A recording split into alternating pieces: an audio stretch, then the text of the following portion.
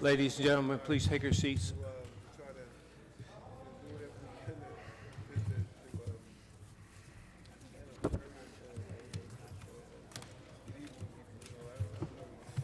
maybe we'll get beyond that. Like I said earlier, I might text you. Good evening.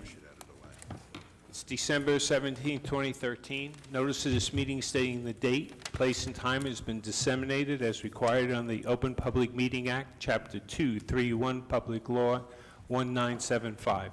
This meeting is called to order. Mr. Clerk, please conduct the prayer and flag salute. God of the universe, look thou with favor upon these here assembled, and bestow thy guidance upon the members of the governing body in their deliberations. This we ask in thy name. Amen. Pledge allegiance to the flag of the United States of America and to the republic for which it stands, one nation, under God, indivisible, liberty and justice for all. Thank you. In event of emergency, the proper method for exiting the council chamber is through the 3 doors in the rear of the room. Occupants should proceed down this staircase out the front door and move away from the area of the front steps. Any member of the public wishing to speak during the public comment session at the end of the meeting, please sign in on the white sheets provided in the front of the room. Please turn off all cell phones and place them on vibrate. If you must take a call, please leave the council chamber to do so. Mr. Clerk, please call the roll.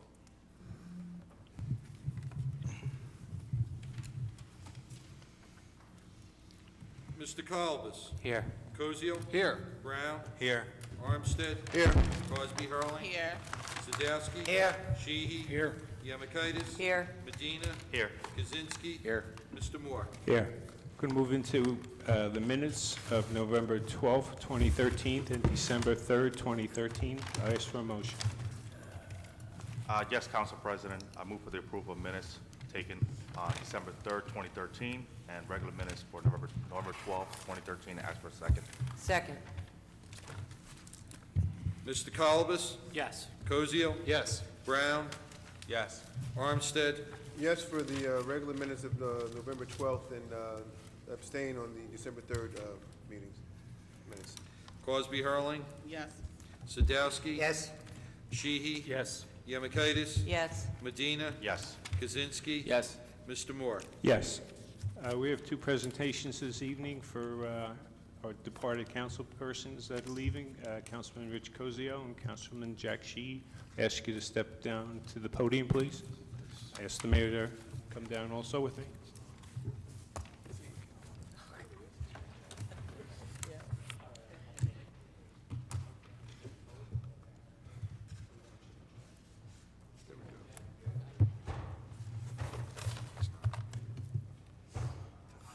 You don't want to use my phone?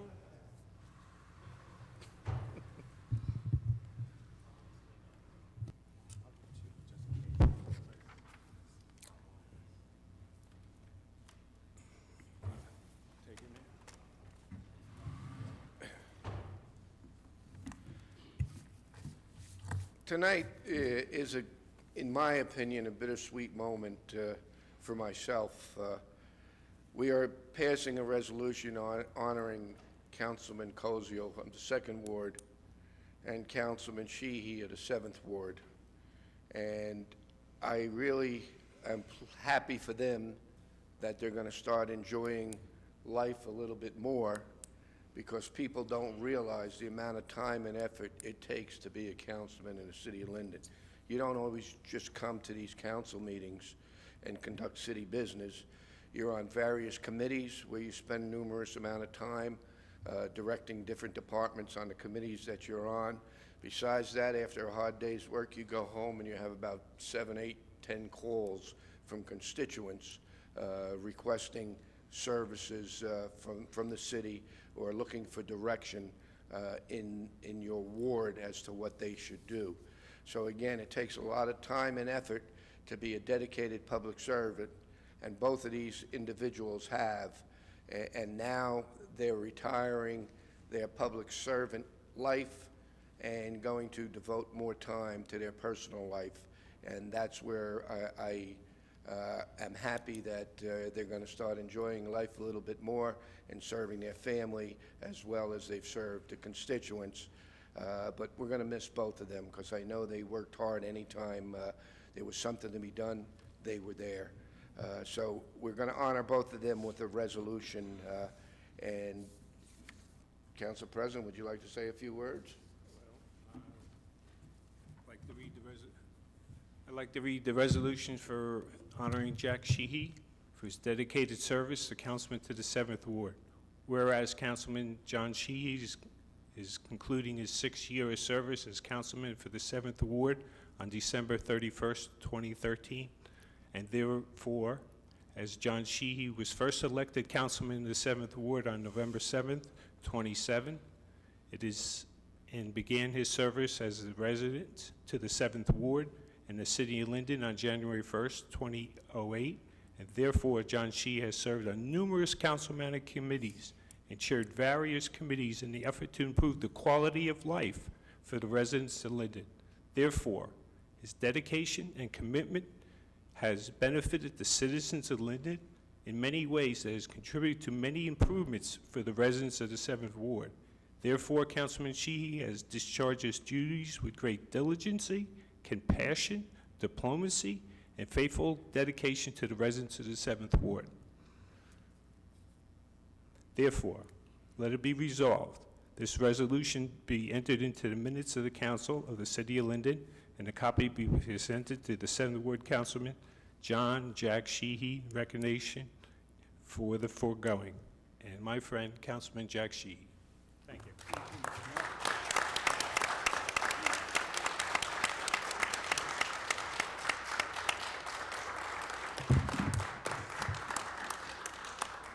I have a resolution for Richard Koziel for his dedicated service as a councilman of the 2nd Ward. Whereas Councilman Richard Koziel is concluding his 9th year of service as councilman of the 2nd Ward on December 31st, 2013. And whereas Rich Koziel was first elected councilman of the 2nd Ward on November 7th, 2004, and began his service to the residents of the 2nd Ward in the city of Linden on January 1st, 2005. And whereas Rich Koziel has served on numerous councilmanic committees and chaired various committees, including his chairmanship of the Ad Hoc Committee on Consolidation and Restructuring, which reshaped the operations of the government of the city of Linden and resulted in significant reduction in the size of Linden's government while providing the same services to its citizens. And whereas his dedication and commitment has benefited the city of Linden in many ways and has contributed to many improvements in the quality of life for them. Whereas Councilman Koziel has discharged his duties with great diligence, compassion, diplomacy, and faithful dedication to the residents of the 2nd Ward. Now, therefore, be it resolved by the Mayor and Council of the City of Linden that Councilman Rich Koziel be and hereby is thanked and congratulated for his years of distinguished public service to the residents of the 2nd Ward in the City of Linden. And be it further resolved that this resolution be entered into the minutes of Council of the City of Linden and that copy be presented to 2nd Ward Councilman Rich Koziel in recognition of the foregoing. Signed, Council President James Moore, Mayor Rich Grabunka. Rich, it's an honor to present you with this.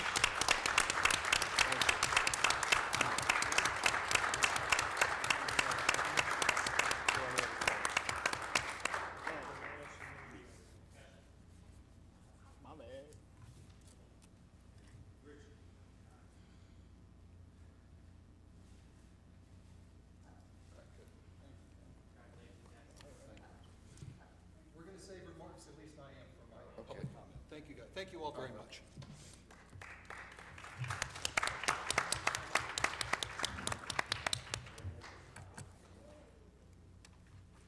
Take care, Jack.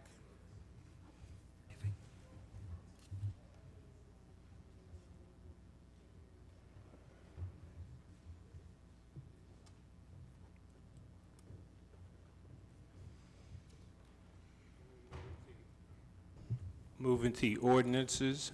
Ordinance continued from September 17th, 2013.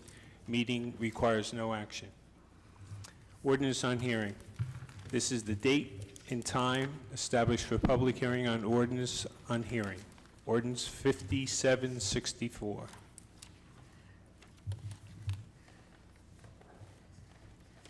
An ordinance to amend and supplement Chapter 7, Traffic, shall be amended as follows. 7-33, Handicap Parking Regulations.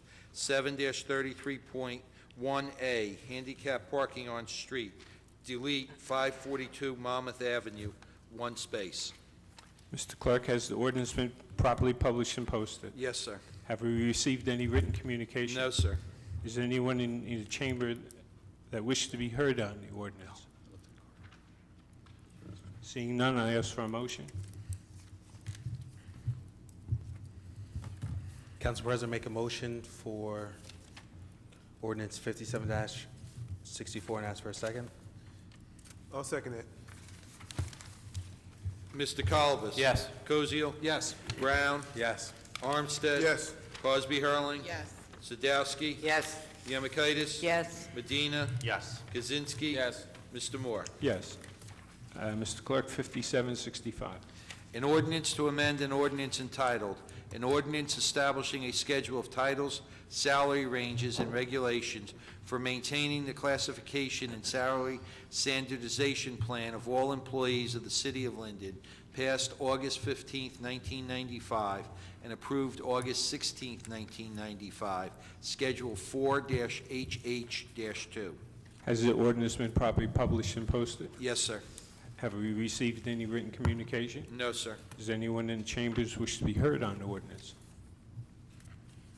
Seeing none, I ask for a motion. Mr. President, I move that the hearing be closed and ordinance 57-65 be adopted and request a second. Second.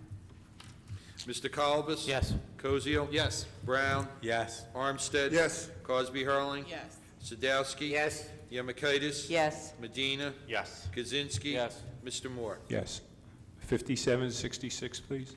An ordinance of the City of Linden establishing an energy and natural gas aggregation program. Has the ordinance been properly published and posted? Yes, sir.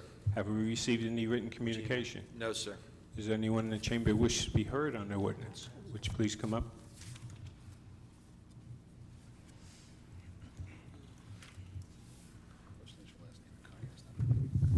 Pat Hero, Wheat Chief Road.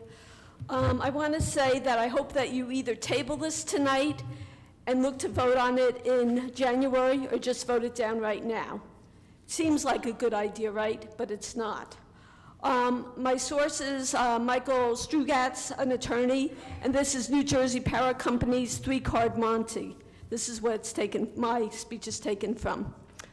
Energy consulting firms are making lots of money by aggregating all energy customers in a municipality and selling energy to every homeowner in town to an energy provider they choose. But rather than trying to convince each homeowner to switch energy providers, consultants get the government to do the work for them, signing a contract that switches all residential users to a new provider. Basically, what it is it's an end run around the provisions of letting each consumer decide who's their energy provider going to be. Basically, it simply awards municipal contract to a consultant and basically legislates a shortcut for themselves instead of each individual in a municipality deciding who's going to be their energy provider. This way, we just focus it all on one group. It's not a very good idea, and it's certainly not competitive. The goal of energy deregulation was to break up utility monopolies and bring price competition and innovation to the market. Municipal aggregation is nothing more than an end run around deregulation and an effort to remonopolize the market. The most insidious aspect of energy aggregation is that it forces homeowners to opt out of the deal the town made for them, rather than opting into the deal they want. But opting out isn't what energy deregulation was supposed to be about. It's supposed to be about consumer choice and opting in. And for those who have already switched to a third-party energy provider, the aggregation system is even more cumbersome. One of the towns in New Jersey that have done this, Toms River, says they're warned to read their contract with their energy provider very carefully, as there may be penalties for terminating their contract prematurely. And now there's a cost of savings. You may say, well, does it really matter if it's going to save our people money? First of all, isn't it up to us, the consumers, to decide about who we want to go with, rather than just have one option? And by the way, one state that's done this more than even New Jersey has is Illinois. And Crane Chicago Business has reported that residents in nearly 30 towns that aggregated will end up paying more for electricity than their local utility is charging. 1 minute, please. As he says, energy purchases should be an informed individual choice, not a sneaky government mandate or shortcut to undisclosed profits. While aggregators come to your town, tell them in your local government that you're capable of making your own decisions. I know the people in my community. They come up to me all the time and talk to me. They're pretty smart people. Let them make their own decisions. By the way, from another organization, 30 seconds, and you please. can look this up, Citizens Against Municipal Aggregation. It eliminates choice, it eliminates competition, it's not a guarantee for the best rate. It locks municipalities and residents into long-term contracts, which may penalize them. Opt-out's basically no choice because 93 to 97% of customers do not take the time to actively choose to opt out. We should have an opt-in policy if we're going to do this, not an opt-out one. It negatively impacts renewable energy progress. And municipal politicians are finding the energy commodities markets to be much riskier than the aggregators told them they would be. And it's also contradictory to free market choice. Thank you. And this is what you want to vote on? I think not. Vote it down. Thank you for your time. Anyone in the audience wishes to make any further comments? Do we have any representative? John Fish?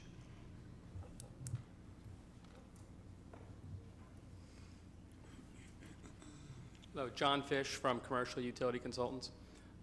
Just a couple of points. Your comments and very valid concerns.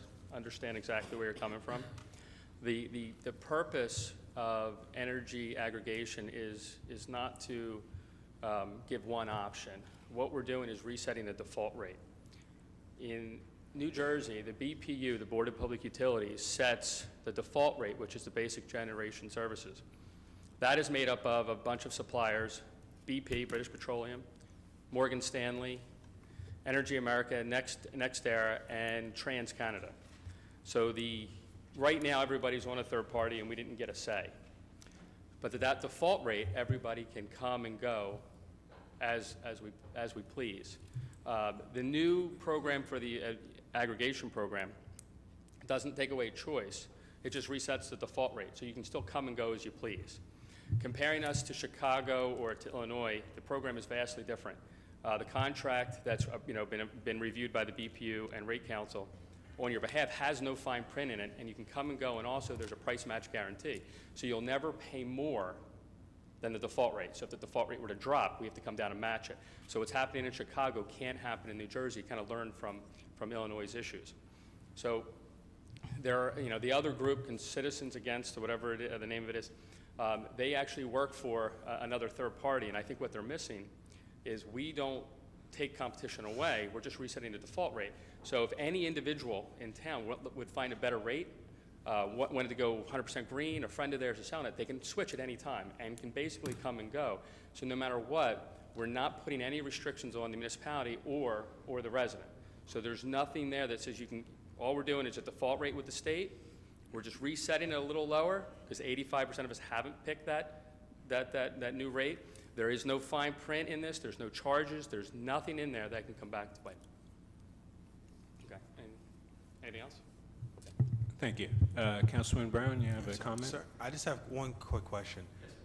This opting in and opting out that Ms. Hero mentioned, so do residents automatically get entered in this program if they want to? All those who have not already switched, right? The ones that switched are already picked a third party.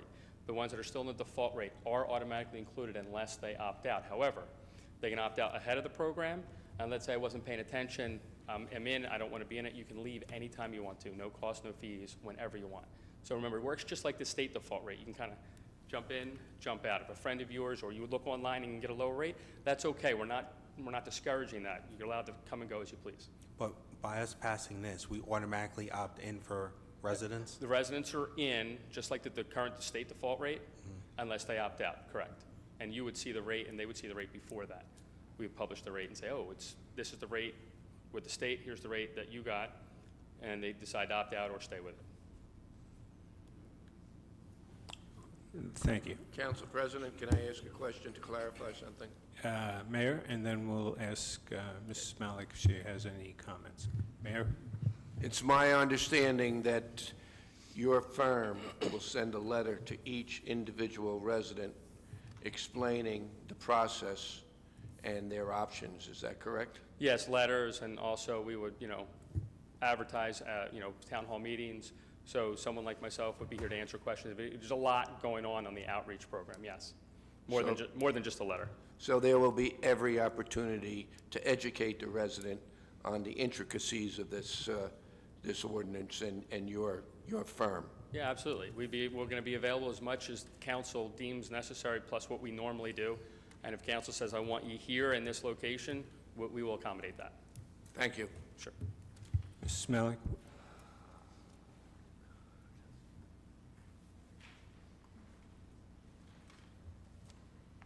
Unfortunately, I didn't hear what Patty Hero had actually to say.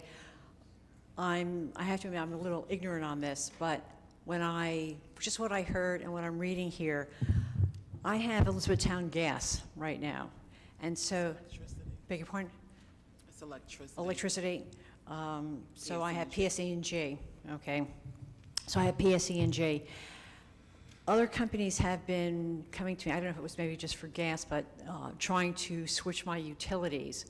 And I took it upon myself to kind of look what they had to say, and I said, I really didn't want this. I find it kind of strange that,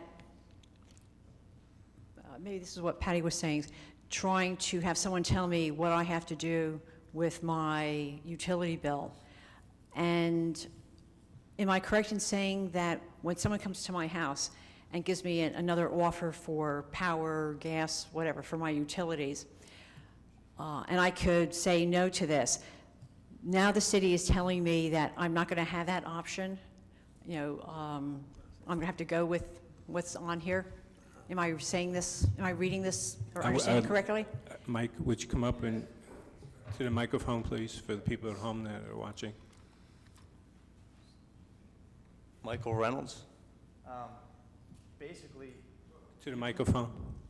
you can opt out at any time once you get signed in. Because it's basically you're getting a bulk rate. So instead of you just getting your own, percentage, your percentage you're paying for, so your default rate.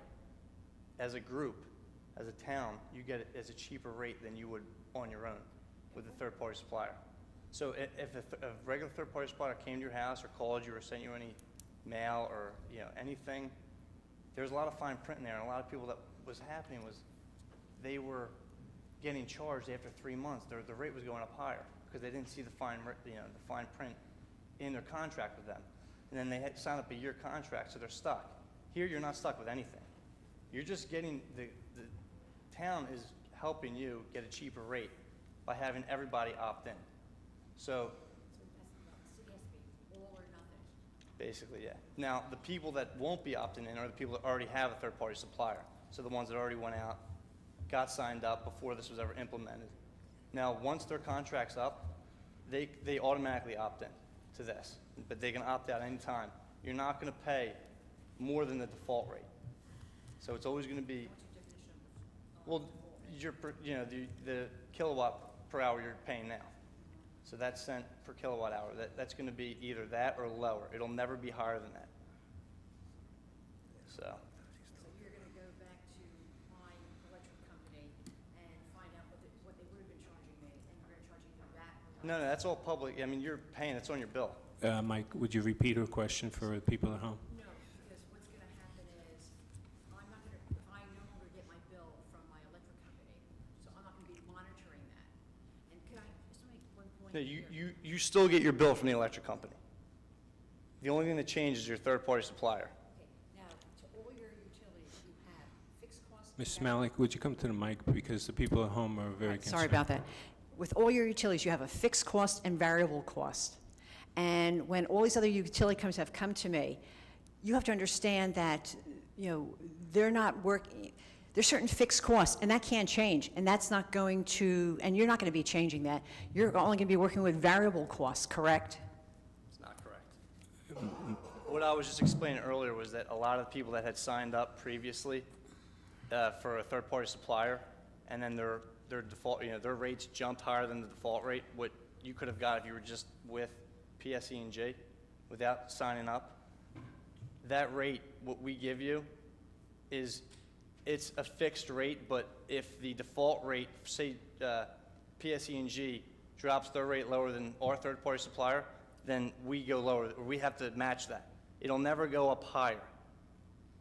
So it is a fixed rate essentially. It's just, it can never go above JCP&L's default rate. It never goes above that. Let me just ask you, are you a power broker? Do you actually have the facilities that are generating this power? No, that's the third-party suppliers. And that's what you are? We're government aggregators. So we're under the BPU as a government aggregator.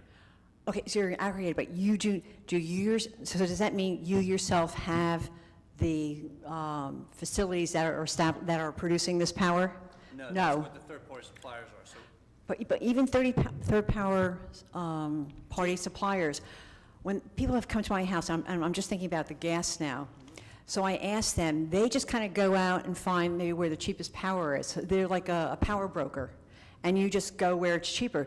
They themselves are not producing the power. They're a broker. You're not a producer. So are you a producer, or are you just a broker? we are brokers. Would you speak into the mic? Sure. We're brokers for the third party, like say, for you, okay, as a third party supplier, PSE&G already has, you're already having a third party supplier that they went out to bid, and that's the rate you're getting. So what we're doing is, which they already did, we're giving you a better option. PSE&G is a power supplier. They generate power. They generate electricity. Well, I'm sorry, but I mean, they're not supplying the electricity. You have a supplier that supplies the electricity. They generate it. They don't supply it. Right, they generate. Yes. So there will be public information, Mike, that will be sent to the residents about it? I'm sorry? You will send information? Oh, yes, yeah, absolutely. And I have another question. So, since other power or, I'll say utility companies have come to my house to offer me these deals, just out of curiosity, maybe this is kind of an anal question, but how did we select you? And is this really legal that all these other power company or companies out there that are touting like lower prices and stuff like that, how did the city of Linden select you and not, I can't even think the name of these other companies that are coming here? And I would think that would be like a conflict of interest. And Let me ask our attorney, Mr. Hudak. There's a state statute, the state passed a law allowing aggregation of power by municipalities and counties and so forth, and the companies that do the aggregation have to go through a process with the Board of Public Utilities and be authorized to do that. This company is one of those that's been authorized. When the program came to our attention, we brought it to council.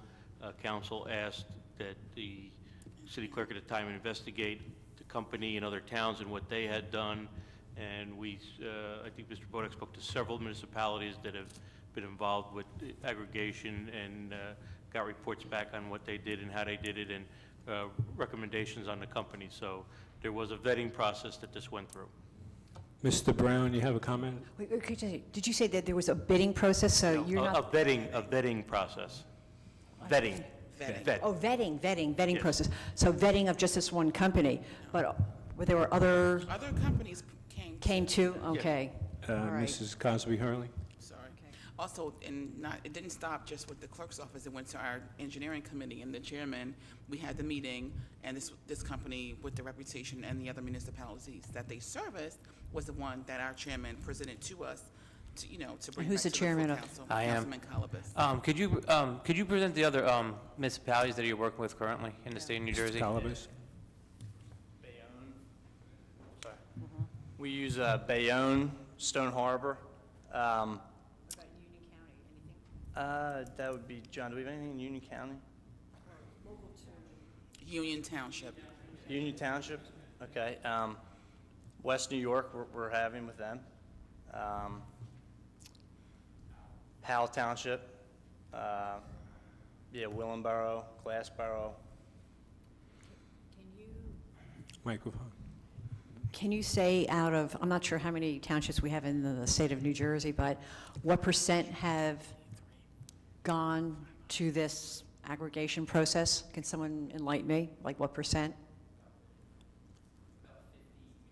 Would you repeat that? 50, all right, 50 out of, what %? 566. Because people watch at home and they Yes, can't hear. Yeah. The question was how many different municipalities have done this? Percentage? It depends on the stage, right? For example, there are some large co-ops that are ready to be announced, but may not be official. Co-ops, we just have a whole bunch of towns. We have like smaller towns. I mean, here you have the luxury of being a larger municipality, where there are many municipalities that only have 1,000 or so homes. So it's difficult for them to go out to auction on their own. So there's huge co-ops that are actually being ready that will come out soon, and you'll see that in the next 12 months that almost 90% of them will probably have either been through some stage of this. And the reason I said, one of the questions earlier you were talking about, do we generate power? We facilitate the process. Right? PSE&G does not generate their power right now. PSE&G does not generate power. They just deliver it. So we're talking about only the supply portion. So our company goes out, we have these bid specifications, and we create the actual contract that's reviewed by the BPU. That's the contract the town signs. That process that we do, then we have all licensed third-party suppliers bid on the contract. We're the conduit to do all that.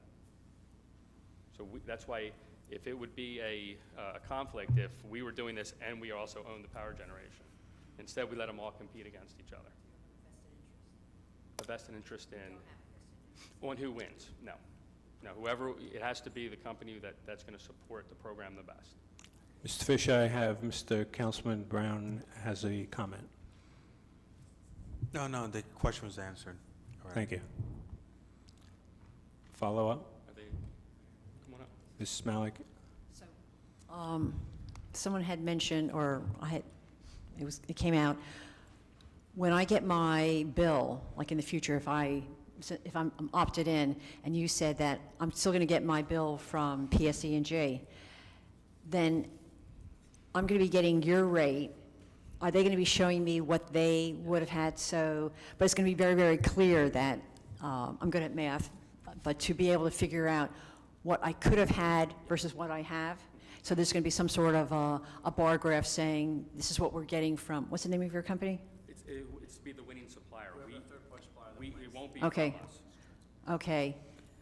You said, all right, but I'm going to be able to know if I'm ahead of the game or not. Yes, I'll let you know it. PSE&G's bill, and I would suggest you go home and look at your bill.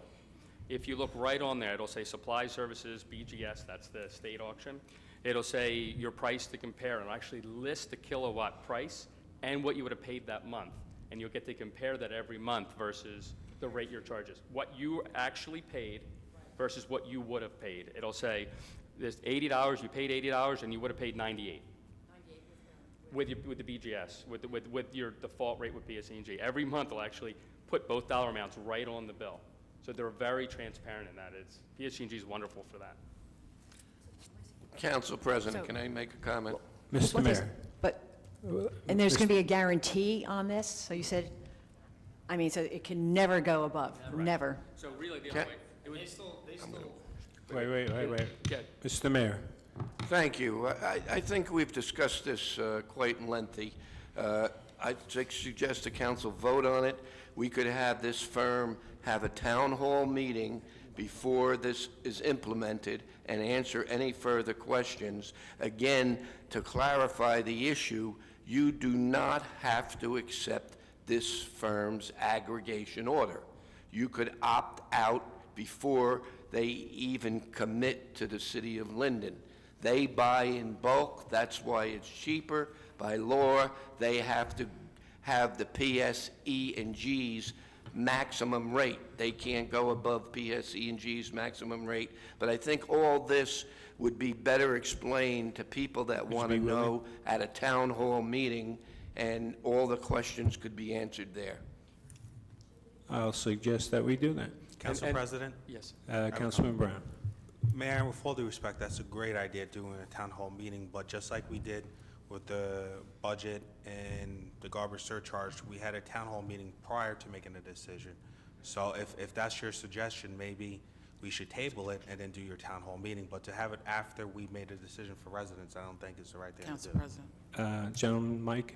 John? I'm sorry, just one thing to that, and I would agree, before the city actually commits to anything, the ordinance does not lock us into anything, right? The ordinance allows us to take next steps. We'd be happy to come numerous times before we even get to the auction point where you would have to make that decision, and you are not committed all the way up until we schedule the auction. The day of the auction, we get the auction results, you can still say, we don't want to do it. So we can do the ordinance and not be committed to anything, and then we would be happy to come in and you know, to your content, you know, meet with individuals, put it on the website, do some PR, and get the word out. So there's another step in this process that There's needs to several, take. yeah. Councilwoman Rashana Cosby-Hurl. I'm just going to say what you just said, actually. The ordinance doesn't lock us in. Right. And with the research that we've done, it's the benefit. I know someone who actually has a third-party supplier for their electricity. She's saving now. She's going to save even more if she opts in with the bulk rate. So again, when this comes all around full circle, you don't have to even be in the process because you're going to have the ability to opt out prior to. It's a win for the city because we pay for electricity as an organization, and it's a win for the residents because it's going to give us a bulk rate. Very similar to like car insurance and other insurances that you have. The more people that are in it, the lower the cost is for the participants. So I would encourage a vote on the ordinance because this is just the beginning step to get us to where we need to be to save money for everyone in Linden. Thank you, Councilwoman. That was very informative. I'm going to ask for a motion, please. Council President, I ask that the hearing be closed and ordinance 57-66 be adopted and seek a second. Second. Mr. Colbus? Yes. Koziel? Yes. Brown? Yes. Armstead? Yes. Crosby Hurling? Yes. Sadowski? No.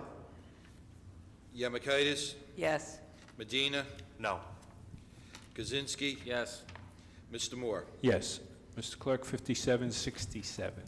An ordinance designating the Linden Transportation and Parking Division to install and maintain all signs associated with the municipal public access plan. Has the ordinance been properly published and posted? Yes, sir. Have we received any written communication? No, sir. Is anyone in the chambers wishes to be heard on this ordinance? Motion, please. Yes, Council President. I move that ordinance 57-67 be closed, and I seek a second. Second. Mr. Colbus? Yes. Koziel? Yes. Brown? Yes. Armstead? Yes. Crosby Hurling? Yes. Sadowski? Yes. Yemakaitis? Yes. Medina? Yes. Kaczynski? Yes. Mr. Moore? Yes. 5768, please. Bond ordinance providing an appropriation of $98,750 for the acquisition of a remount ambulance for the fire department and authorizing the issuance of $93,812 in bonds or notes for financing part of the appropriation. Mr. Clerk, has the ordinance been properly published and posted? Yes, sir. Have we received any written communication? No, sir. Is there anyone in the chamber who wishes to be heard on the ordinance? Motion, please. Yes, Mr. Council President, request that the hearing be closed for ordinance 57-68 and seek a second. Second. Mr. Colbus? Yes. Koziel? Yes. Brown? Yes. Armstead? Yes. Crosby Hurling? Yes. Sadowski? Yes. Yemakaitis? Yes. Medina? Yes. Kaczynski? Yes. Mr. Moore? Yes. 5769. An ordinance rescinding ordinance 5609. Has the ordinance been properly published and posted? Yes, sir. Have we received any written communication? No, sir. Is there anyone in the chamber who wishes to be heard on the ordinance? Motion, please. Mr. Council President, I request that the hearing be closed for ordinance 57-69, and I seek a second. Second. Mr. Kalbus?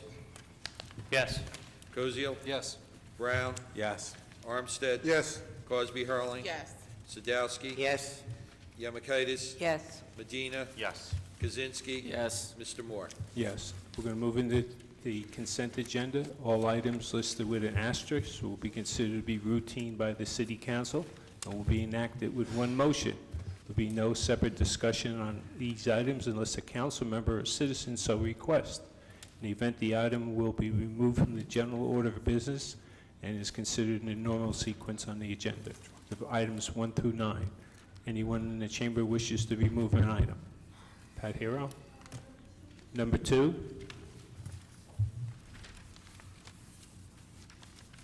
Motion on the remaining. Council President, I was asked by the clerk prior to the meeting to, on number 5, we have the first part of number 5, we are going to remove from consideration Margaret Hickey, that's going to be removed. The item with Jack Sheehy remains on number 5. So I will move items 1 through 9 of the consent agenda with that correction, with the exception of 2, and I ask for a second. Second. Mr. Kalbus? Yes. Koziel? Yes. Brown? Yes. Armstead? Yes. Cosby Hurling? Yes. Sadowski? Yes. Yemakaitis? Yes. Medina? Yes. Kaczynski? Yes. Mr. Moore? Yes.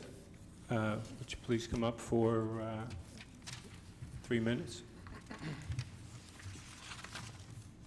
As you know, when I talk about DPW, I always refer to them as my people. And these two gentlemen are very much the reason why. Mr. Fakiti has done a very good job for a very long time, and I will definitely miss him. And as far as Mr. Kobe is concerned, well, I've got a personal story that I want to tell about Mr. Kobe. When I was working in a store downtown, I once saw Mr. Kobe come by. He's part of the reason why we love to live in Linden and what makes Linden Linden and why I'm going to miss him so much. He said, "You know, I was worried about you. I noticed you hadn't put out your recyclables in a while, and I wanted to stop by and make sure everything was okay with you." It's pretty personal, isn't it? It's pretty nice to be cared about. Fact is, I don't put out recyclables a lot because sometimes I just didn't have any, and that's what I mentioned to him. And I sometimes wait till I have them all full. But you know what? The fact that he stopped by just to see how I was doing made a big impact on me. And like I said, that's what makes Linden such a great town to live in, people caring about people. More people should be like Mr. Kobe and Mr. Fakiti. I'll definitely miss them very much. Thanks for your time. Thank you. Motion, please. Council President, I move consent agenda item number 2 and ask for a second. Second. Mr. Kalbus? Yes. Koziel? Yes. Brown? Yes. Armstead? Yes. Cosby Hurling? Yes. Sadowski? Yes. Yemakaitis? Yes. Medina? Yes. Kaczynski? Yes. Mr. Moore? Yes. Move into committee reports, and I'll ask Councilman from the First Ward, Chris Colibus. Thank you, Council President. I have a committee report from the Engineering Department. Linden Development LLC is applying to the New Jersey Department of Environmental Protection for a treatment works approval permit to discharge 12,500 gallons per day of domestic sewage from a proposed warehouse at West Linden Avenue to a 30-inch sanitary sewer located on routes 1 and 9. This is the former General Motors property, and the warehouse was approved by the Planning Board on February 10, 2009. The city engineer has reviewed the application and recommends approval. There will be no cost to the city for this permit. I will therefore move that the city engineer be authorized to endorse this application to the New Jersey Department of Environmental Protection. I move for approval and ask for a second. Second. Mr. Kalbus? Yes. Koziel? Yes. Brown? Yes. Armstead? Yes. Cosby Hurling? Yes. Sadowski? Yes. Yemakaitis? Yes. Medina? Yes. Kaczynski? Yes. Mr. Moore? Yes. Thank you. For First Ward residents, if anybody has a question or concerns, please give me a call at 925-5568. I want to wish everybody a happy holidays, Merry Christmas, and a Happy New Year. And finally, tonight, we are saying goodbye to two great councilmen that we had in the city of Linden. Their presentations were before. I just want to speak on a couple words on both of them. As for Councilman Jack Sheehy, it was a pleasure working with you up here. We were in a lot of committees together over the last 6 years, and we worked very well. We've floated a lot of ideas around. Some we disagreed, some we agreed, but we always, when it came down to it, we always made the best decision for the city. And I appreciate all the hard work he's done, all the volunteering. And I know now he's involved with the Shade Chiefs. He's going to do a great job there, and I'll truly miss him up here. And to my partner to the right here, who's been a mentor towards me, I appreciate all his work and all his help, his guidance through the years. He helped me in my first election with campaign literature and ideas. I bounced a lot of stuff off him. Our wards are adjacent to each other, so we had to help each other out a lot in conflicting problems and concerns we had. And even though he's not going to be councilman anymore, that's not going to stop, and our friendship won't stop either. So, Rich, it was a pleasure, and thank you very much for all your work you did for the city and helping me out as well. This concludes my report, Council President. Thank you, Councilman. The Honorable Councilman Rich Cosio. Thank you, Council President. From the Technology Committee, just an update on the computer technology. The Council President asked us to give a little bit of an end-of-year update. All thin clients, and by thin clients, those are virtual computers that we're working out of the cloud now, have been deployed, and users have been on them for the past several months. There are a few users who are remaining on PCs for software requirement purposes: Treasury, payroll, tax collector, assessor, recreation, community pass. There's been an issue with the VM malware, which was investigated but resolved with elevated technical support. Moving forward, there's a handful of new workstations that need to be deployed but are currently awaiting determination of any payroll software requirements prior to deployment. The municipal website development, we received responses from our RFPs, and before the end of the year, a determination will be made and a vendor hopefully will be recommended for the new site development. The developer will be charged with the design development utilizing a content management system such as WordPress, and content enhancement and migration will happen from our current site to the new site. But what we want to have happen is to develop our in-house capabilities and train our people so that we can update and continue to develop and maintain the site internally. From the Consolidation and Restructuring Committee, progress was made the latter half of this year through several meetings to realign tables of organization, and ongoing efforts to adjust civil service titles to be more generic will enable municipal departments to become more efficient, cross-train, and cross-utilize personnel more effectively. We have been contacted, the City of Linden, by Union County to be involved in their Union County-NJ 350th anniversary celebration, and the Linden Society for Historic Preservation will be supplying content and imagery for the anniversary booklet. Finally, tonight does mark my last meeting as a member of the City Council, 9 years representing the residents of the 2nd Ward. I'd like to thank everyone for their kind words this evening and for those who supported me over the years. Please know that I served the best interests of the city and residents in mind and made decisions and supported initiatives which I truly believed to be the best in the interest of the city. Not every decision or vote I made was a popular one. Some were very difficult, some were agonizing, but I believe all were necessary. Former 6th Ward Councilman Charlie Crane once told me, if everyone approves of the job you're doing, you're not properly doing your job. I try to represent the 2nd Ward in the city and do my best and listen to our residents, their thoughts and concerns, and to improve their quality of life through my tenure here. As a group, we've argued, we've debated, we've compromised, but we've managed to move forward. I trust Council will continue to move forward, work collectively, and put partisan difference aside. I very much enjoyed elected public service and will treasure the friends and associations I've made. Again, thank you to all for the opportunity to have served the city on your behalf. Finally, I'd like to wish Donald and wish Mike good luck when you come to council in a few weeks.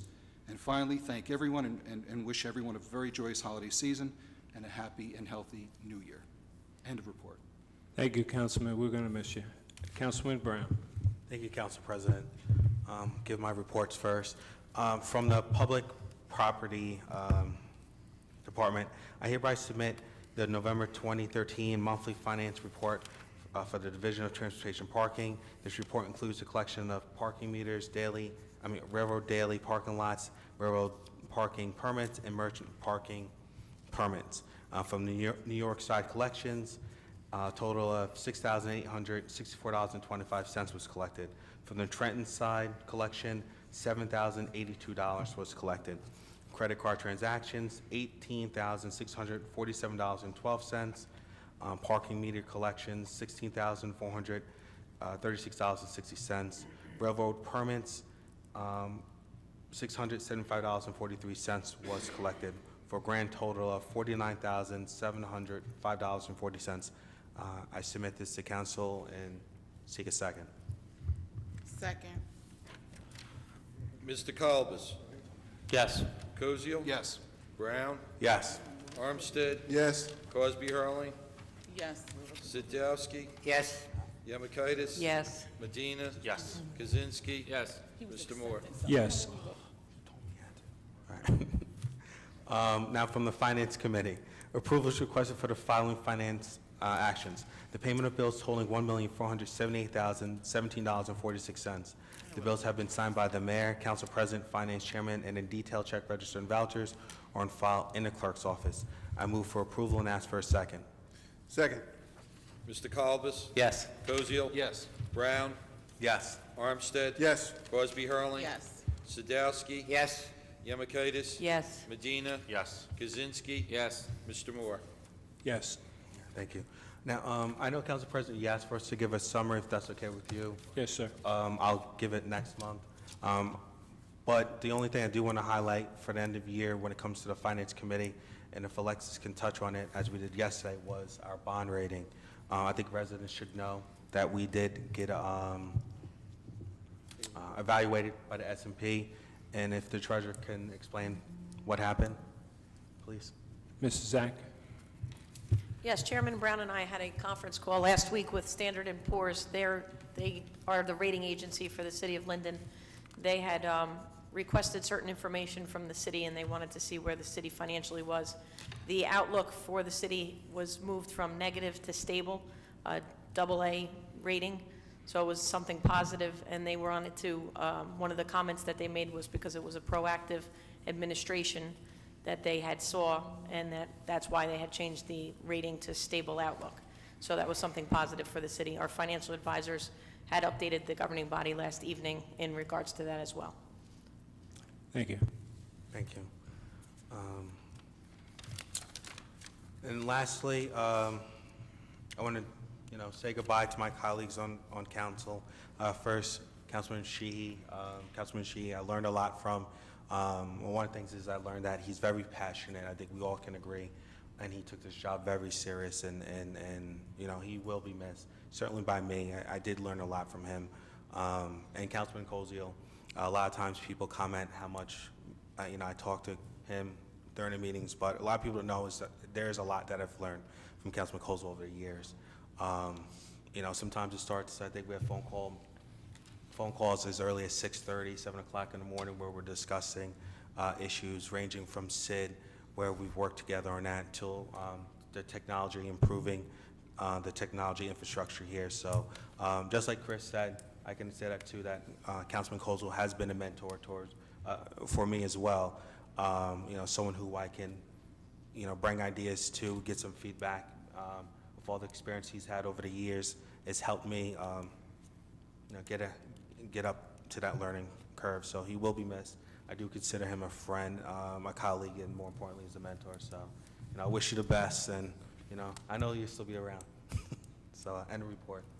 Thank you, Councilman Brown. Councilman Armstead from the Fourth Ward. Yes, Mr. President, I have the following reports. This is to advise you that the revenues received by the city's clerk's office, the Board of Alcoholic Beverage Control, for the months of July and August, which was turned over to the Treasurer's Office. In July, we had 3 yearly renewals for $3,200. In August, we had 1 transfer for $120, with a grand total of $3,320. During the months of September through November 2013, there were no monies collected by the Clerk's Office for the Board of Alcohol and Beverage Control. The City Clerk's Licensing Division is submitting this monthly report for the month of November 2013. The office issued 57 dog licenses and 39 miscellaneous licenses and collected $1,990. That report's from Joan Turbin. We also have an announcement. We are seeking the assistance of all Linden residents by asking them to report any street lights that may be out. With it becoming darker out much earlier, light outages pose potential safety issues. In order for the city clerk's office to properly report the outages to PSE&G, it is imperative that you provide the following information. Number one, the address where the light is located. Number two, the nearest cross-section. And most importantly, the pole number, which is located on the metal tag affixed to the pole. That metal tag typically has an LD lettering associated with it. You may contact the clerk's office at 908-474-8452 or by email at the city clerk at linden-nj.org. I'd also like this time to thank those people who came out to support our project Helping Hands. Many of you may have seen it on my Facebook. We had a family who was in need in Linden. One of their children was seriously ill and has to endure some serious medical issues. We cooked dinner for them, and we raised money, and we presented the family with over $600 in gift certificates for them to go shopping. We also collected a number of clothing items, and the family was very appreciative, and it just it gladdened my heart to see that we were able to do something. It gladdened my heart to see that people from throughout this town came and helped out. And one of the good things I say, you know, about the people in Linden, I often feel that when we have situations like this, you know, people put the politics aside and they jump on board and they help out. And this is a family that definitely needed help, and we definitely appreciate all that you've done for them, and they appreciate all that you've done for them. So I want to thank you for that. And last but not least, I just want to bid farewell to my colleague, Rich Koziel from the 2nd Ward, who I will say has worked on a number of committees, and I'll say this, that he operates with a certain degree of professionalism that I admire. He, any committee you put him on, he worked very, very diligently on it, and I feel he produced some very tangible results with the things that he worked on, particularly the Reorganization and Consolidation Committee. I think he did an excellent job. I think he did an excellent job with the Technology Committee. And again, you know, I'm going to miss his professionalism that he brings to this council, and I wish him well in all that he does, and I'm sure he's going to have a lot more time to spend with his family now, you know, which is sometimes, you know, people tend to overlook that in this business, that this business takes us away from our families, and probably when it's all said and done, it's all you're going to have in the end is your family. So again, my friend, I wish you well in all that you do and all that you endeavor. And last but not least, I'd like to talk about my good friend Jack Sheehy. Jack Sheehy and I go back to PAL days when I was about 9 years old. We go back a long way. His family's been in town for a long time. My father used to deliver mail in that neighborhood where Jack lived, as well as our new councilman, Mike Minichenko. Jack was a very passionate councilman. He was a hands-on councilman. He was the type of guy, if he saw a tree in the street and he felt the DPW wasn't addressing it fast enough, he'd throw it in the back of his truck.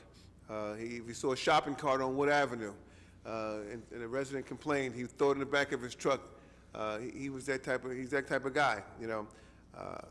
I'm going to miss the friendship and the camaraderie we had with Jack, and like Rich, I wish him well in his endeavors, and I'm sure he's going to do well. And again, he'll have more time to spend with his family. And last but not least, I'd like to just wish everybody a happy holiday, and may everybody have a healthy and prosperous new year. And that concludes my report, Mr. President.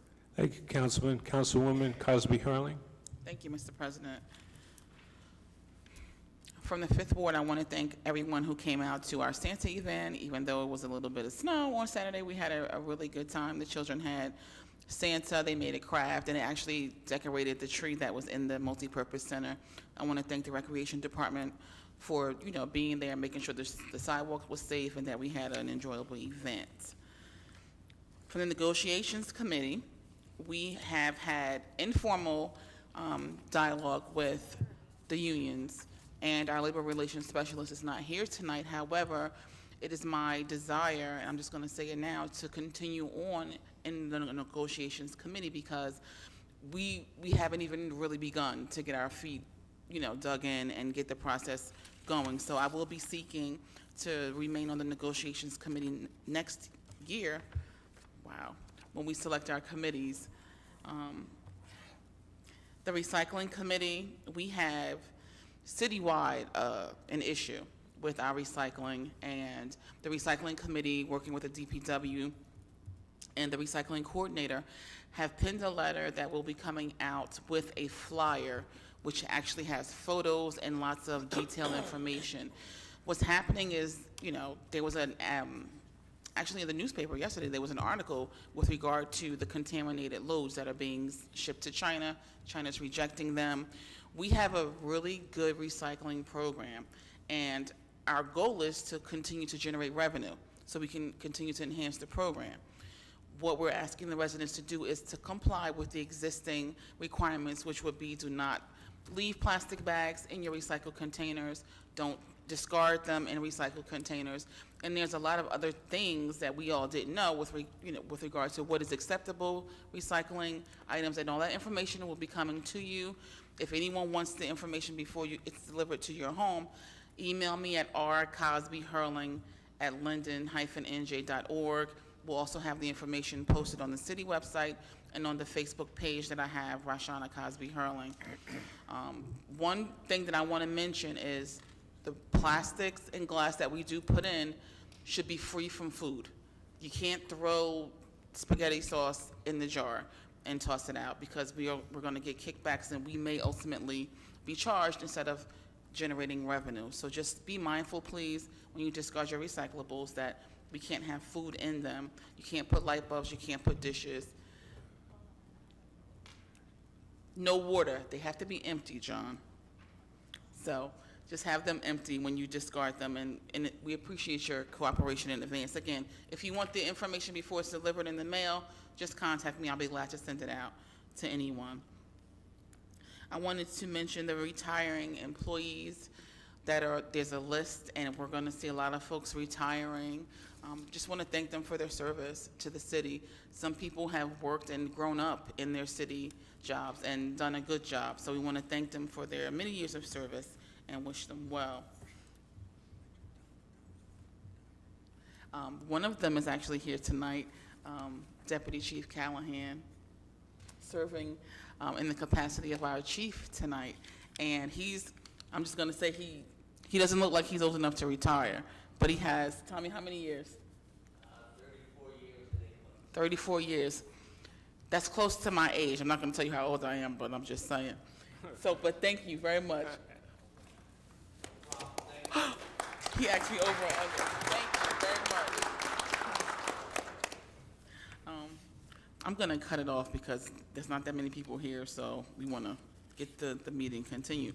But I would like to say to Councilman Cozio, who brought me here and sat me in this seat and, introduced me to the council, thank you.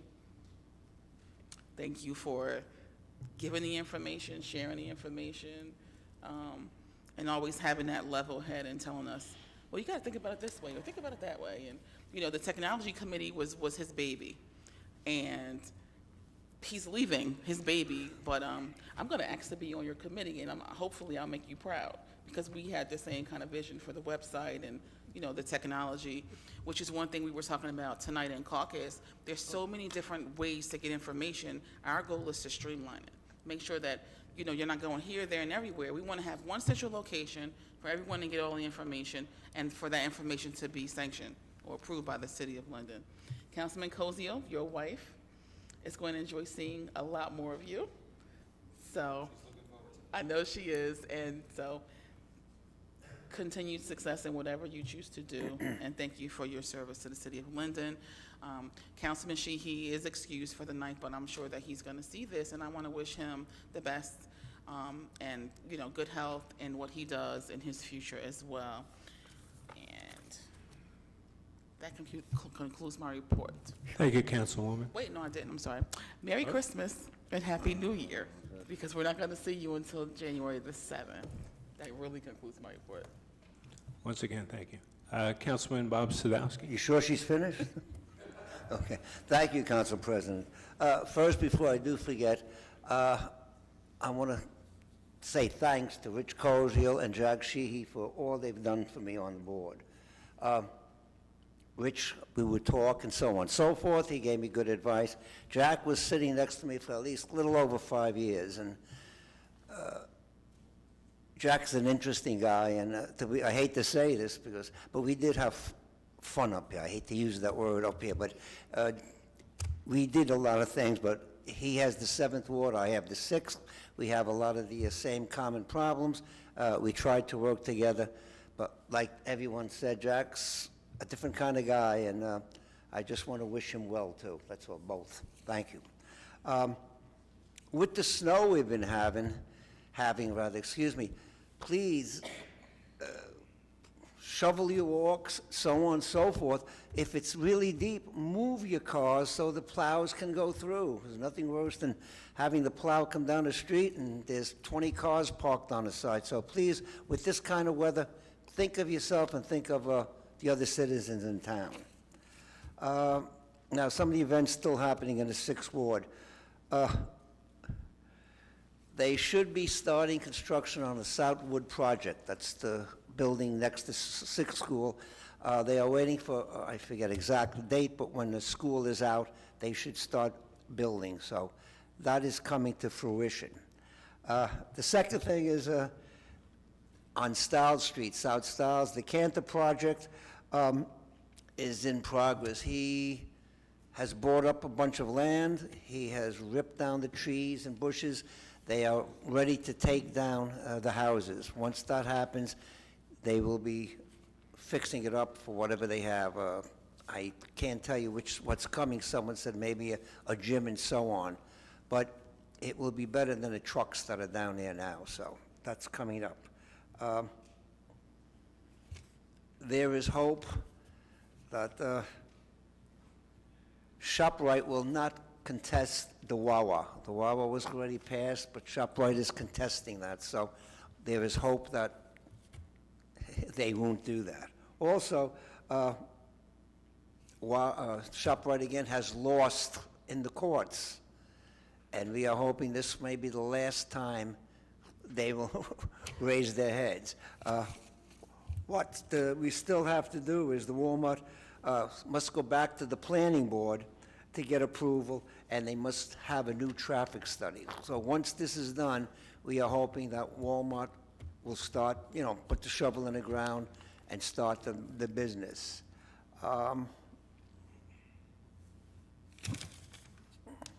just looking. Basically, that's it. If you have any kind of problems, please give me a call. Like I said, with the snow, with this kind of weather coming, please be careful. And I just want to wish everyone a happy holiday, Merry Christmas, Happy New Year's, and have a good next year. That concludes my report. Thank you, Councilman. Councilwoman Yamakaitis. Thank you, Mr. President. I'd like to start off by wishing my colleague in the 2nd Ward, Mr. Koziel, the best. Mr. Koziel raised the bar for the city council. He mentioned Mr. Crane, and Mr. Crane always gave you credit for that, Rich. Before you came on, most of the council gave no report unless they had something from their committee. So that was one piece of advice that Mr. Koziel did give me. Make sure you report on your ward. People want to know what's going on.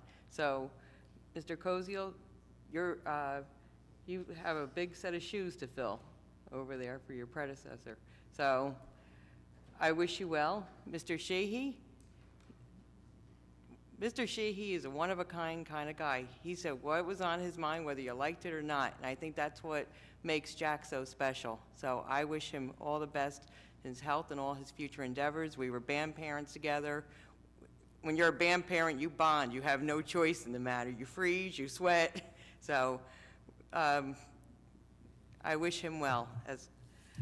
So I'd like to also start off now with my personnel report. Approval is requested for the following personnel actions. In the fire department, the granting of the paid FMLA leave of absence for the employee number 107641 for the period of November 1st, 2013 through December 31st, 2013. Number 2, in the municipal court, the paid, unpaid intermittent FMLA leave of absence for employee number 91145 for the period of December 11, 2013 through December 10, 2014. Number 3, in Construction Code Department, Division of Public Works, the voluntary transfer of Ernest Green from Clerk 2 to laborer in the Division of Public Works at the rate of $20.94 per hour, effective November 27, 2013.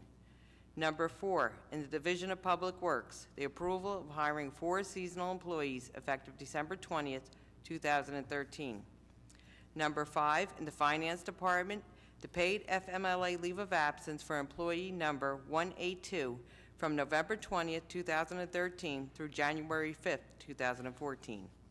Number 6, in the Finance Department, the approval of 15 donated sick days for employee number 107427 and the paid FMLA leave of absence for employee number 107427 for December 4th, 2013 through December 24th, 2013. Number 7, in the Finance Department, the approval of Malika Bannock to carry over 7 unused vacation days from calendar year 2013 to calendar year 2014 to be used no later than April 1st, 2014. Number 8, in the Finance Department, the approval for Kathy Pinger to carry 7 unused vacation days from calendar year 2013 to calendar year 2014 to be used no later than April 1st, 2014. Number 9, in the Finance Department, the approval of the leave of absence for Alexis Zach from her civil service title of accounting assistant for the period December 1st, 2013 through December 31st, 2014. Number 10, in the Division of Public Works, the granting of an unpaid furlough day for George Kupka from effective December 17, 2013. Number 11, in the Division of Public Works, the paid FMLA leave of absence for employee number 864, effective December 1st, 2013 to December 31st, 2013. Number 12, in the Division of Public Works, the approval for Richard Weber to carry over 10 unused vacation days from calendar year 2013 to calendar year 2014 to be used no later than April 1st, 2014. Number 13, in the Police Department, the approval of background checks for 2 provisional police officers, in addition to the 8 provisional police officers previously approved by this council at its November 19, 2013 meeting. Number 14, for all city departments, the approval of entering into a cooperative education agreement with the Linden Board of Education to hire students from the school district's Career Technical Education Program. Under the requirements of the program, the students are to be paid minimum wage and shall work for the city a minimum of 20 hours per week for a 10-month period.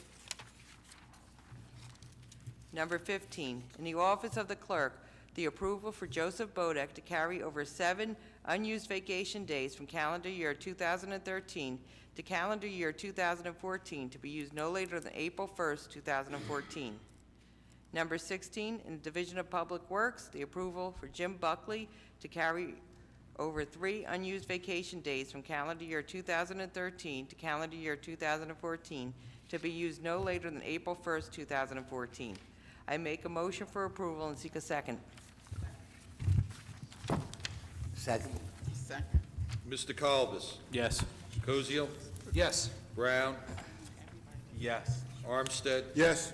Cosby Hurling.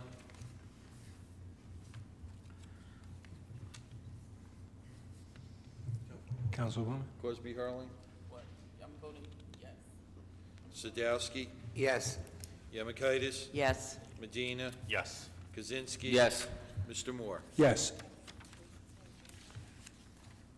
Council President have requested all the committee chairs to give a brief summary of their committees for this year. So I'd like to make a brief report on the Personnel Committee. This year, the Personnel and Finance Committee was split into 2 committees. As a result of the separation, the committees separate were able to provide a function that combined was an overwhelming task. Personnel and other important policy issues very often had to take a back burner due to the overwhelming task of preparing a budget when the committees were combined. If I could sum up in 2 words, the path this Personnel Committee moved in, it would be consistency and accountability. Records were reviewed this year. We had workshop in July where the do's and don'ts of the FMLA leave of absences were discussed with our department heads, so to make sure we were in compliance. So it's been a very active committee. I also want to mention that hiring was only done after a complete review by both the Personnel and the Finance Committee, creating basically a 2-step process where it used to be done in 1 meeting. Now you basically have to go through a 2-step process in which the necessity for the position was examined and scrutinized. I could assure the taxpayers this year, every dollar that was spent was looked over again and again, and there was no positions that were just passed over to just create a position. So that's the report I have for this year for the Personnel Committee. I would also like to mention for the 8th Ward, I want to thank everyone who came out Saturday for our annual photos with Santa and our open house. We had a great turnout. We had take crafts. I'd like to give a special thank you to Public Works employee Joey Capolet, who came with his children to the event. He voluntarily went and cleaned. It was a snowy day, so he went out and he cleaned the ramps going into the community center. So thank you again. And before I conclude, I was just asked by Folis if anybody's looking for any Christmas presents. We got a great present here, $20. These are pictures of previously adopted cats and dogs that are featured in each month. They can be picked up at the shelter from 5 to 6 p.m. on Mondays, Fridays from 5:30 to 7 p.m., and Sundays from 9 to 11 a.m. So please come out. You know, everybody's struggling, all our nonprofits, and sometimes the animals are put on the back burner. They need your help as well. So it's a great calendar. Please consider purchasing it. And just want to wish everyone a Merry Christmas and a Happy New Year. That concludes my report, Mr. President. Thank you, Ms. Yamakaitis. Councilman Medina? Yes, thank you, Council President. Good evening, everyone. Councilwoman, I will take your advice and I will provide an update on the landfill committee. But real brief on the landfill committee, I know we're talking about the dump here, but the dump costs us money. We're very close to signing a contract with PC&G to lease a part of our landfill to install a solar farm on the very top of the landfill. If this deal goes through, it's going to generate $120,000 for whatever amount of years we decided to sign up for, with a 2% increase per year. Again, the landfill costs us money to maintain. We're going to have to maintain it for the next 26, 30 years, I believe. So we're not generating anything out of the landfill. So this will definitely help offset some of those maintenance costs, kind of alleviate some of the burden, I guess, on the taxpayer. But I guess it's a small little fraction, but it's something. And we're hoping to find out more in January, not late February. We have this contract in place with PC&G. So I will definitely keep everyone updated on it. And also, adjacent to the landfill, we have the Hawk Rise. I know Bob Frazier, when he was up here, he spoke a lot about the Hawk Rise. So I encourage everyone to check the city website come spring and look at the calendar. The Audubon Society does a great walking tour down there. Look at all the wild animals and the plants and the species they have down there. So, and you can stop by Folis and buy a calendar because it's right adjacent to it. So I definitely encourage everyone to definitely check it out and go down there come this spring. Now for the 9th Ward, I have a couple things here. We finally got the permit parking up and running for along the Northwood Avenue for the residents that are having issues with the patrons from Central Park, and also the residents from the Roselle side parking over on the Linden side. We're having a little bit of difficulty with the guest parking. So we have a couple wrinkles there. We're trying to iron those out. So in the meantime, I'm asking residents, and I have it in my newsletter that's going out this week, just to email me or call me if you're having a large event. So that way the police could be notified and the police will stay away from that street and none of your guests will be ticketed if it's going to go over the 10 p.m. curfew that we have set up for the permit parking. I also want to advise the residents and also just give thanks to our police department. They're doing an amazing job. They have been very active in addressing the speeding issues in the 9th Ward. So with that, drive carefully, stay at the posted speed limit, because they will get you, and they have been out there, and I'm happy to see them out there. So if you get ticketed in the 9th Ward, or even the 10th Ward, they have been active, and you get angry, you can give me a call. So, because the children's lives are extremely important. We have 3 schools in the 9th Ward, right off of DeWitt Terrace. We have the high school. It's just, it's a sin what goes on in these streets. And a lot of it is our own neighbors, our own residents. So it's pretty sad, but hopefully we can control it and maintain it, and we come out with a game plan in 2014 to kind of really hammer down on that issue. I would also like to thank our departing council member. I would like to wish Councilman Cozio good luck. I hope to see him still active in the city of Linden. Only been up here for a year, so I have to admit I did not reach out to Councilman Cozio for any mentor or advice. But just sitting up here for the 1 year, he is someone that you could definitely listen to, and he does provide some good advice and some good opinions when it's behind closed doors, and he does tend to find that middle ground after listening to everything. So you will definitely be missed. I enjoy working with you this year. And I also like to wish my good friend, Councilman Jack Sheehy, good luck. I hope to see him also active in the city of Linden. And he will be greatly missed by me and also the residents of Linden. And with that, I want to wish everyone a happy holiday and a safe New Year's, and stay safe. That concludes my report. Thank you. Thank you, Councilman. 10th Ward Councilman Adam Kaczynski. Thank you, Mr. Council President. From the Fire Committee, I just want to point out 2 quick things. The Fire Prevention Bureau brought in $2,919.75 for the month of November. And also, you might see a Roselle ambulance parked in our firehouses. Our one ambulance is down, and through the cooperative efforts of our chiefs of both our town and Roselle and the other towns around here, we are using their ambulance on loan. It's not uncommon, but just if you happen to see one there, that's why. Second, I'd like to piggyback, I guess, on what Councilman Medina was talking about, the police presence in our area, 9th and 10th wards. Specifically, I pointed out the issues we've been having on Stewart Place, Verona Ave, the various side streets, North Stiles Street.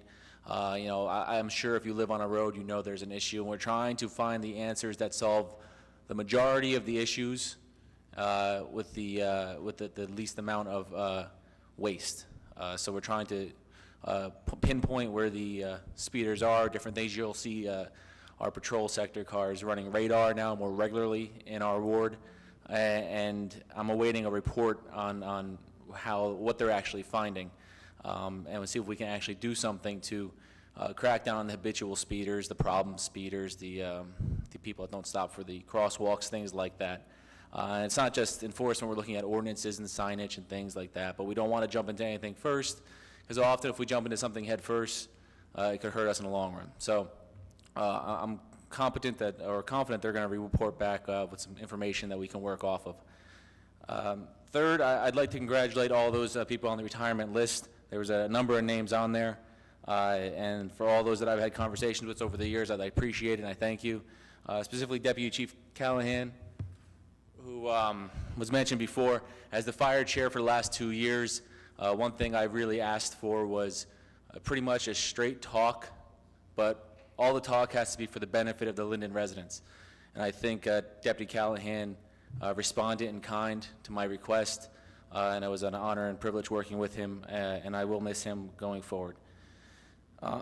Which leads us into also the retirements here on council. Councilman Cozio, it's been a pleasure working with you. When we argued, it was professional. When we agreed, it was professional.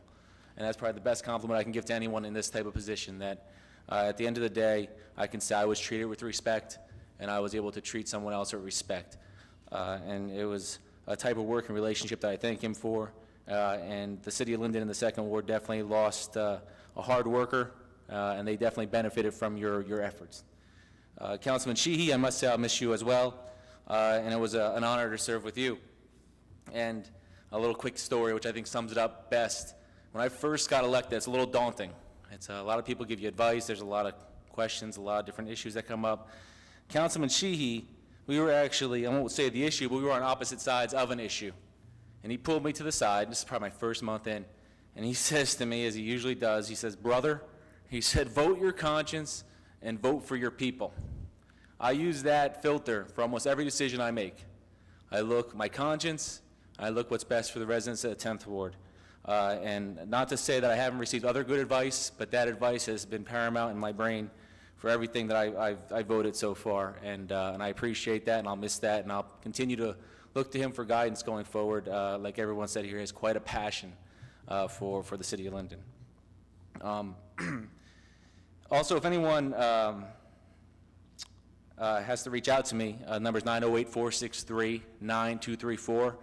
The email address is akaczynski@linden-nj.org.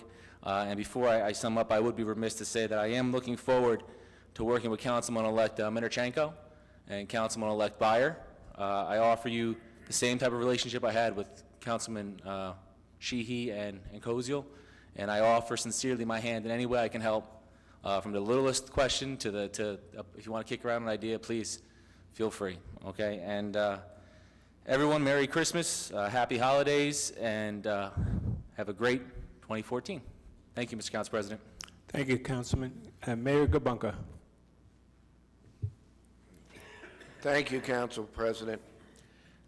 First, I've spoken at length previously with Councilman Koziel and Councilman Sheehy, so I just want to thank you for your service and commitment to the city of Linden. Also, I'd like to mention we had promised that we were going to have a pilot project for the 9th and 10th wards instituted in January, which was the one-arm garbage truck. Unfortunately, it's still being manufactured.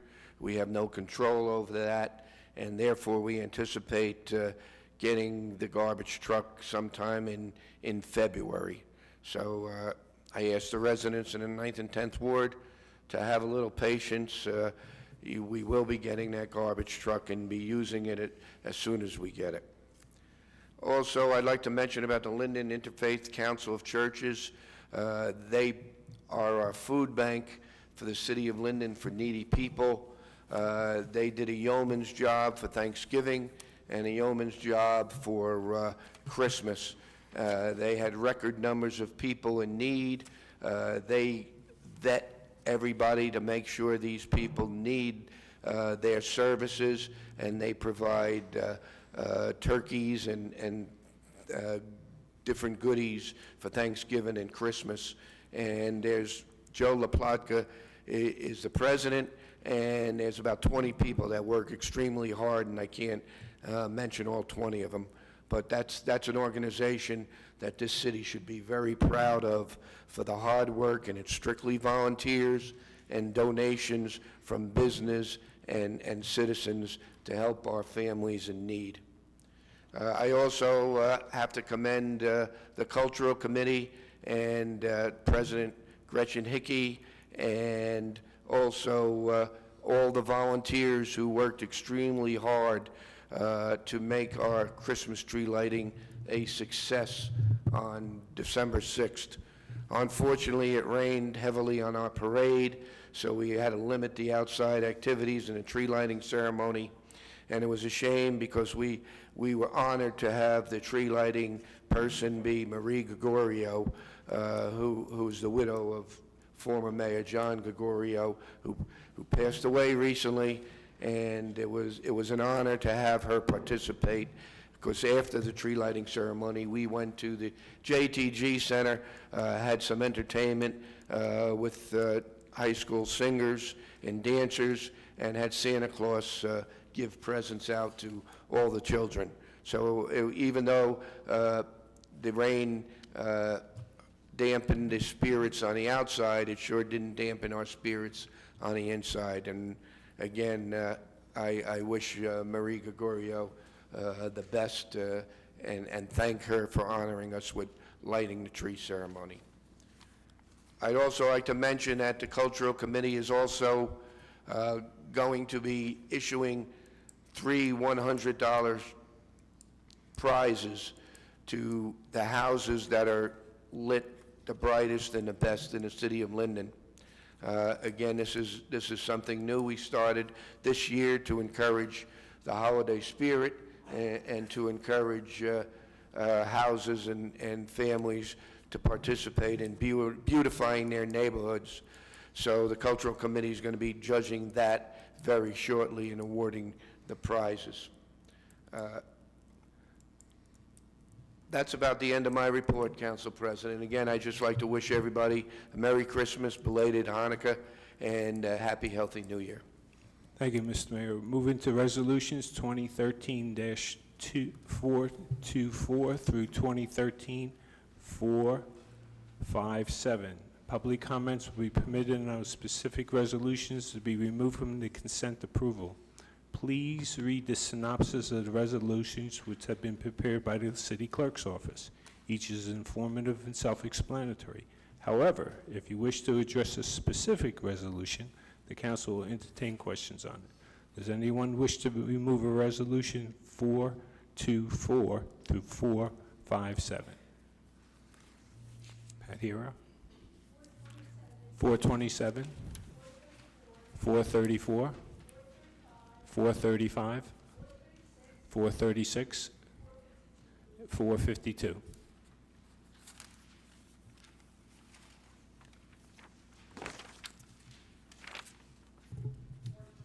$428, $429, $433,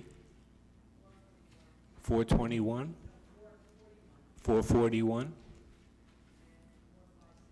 $456.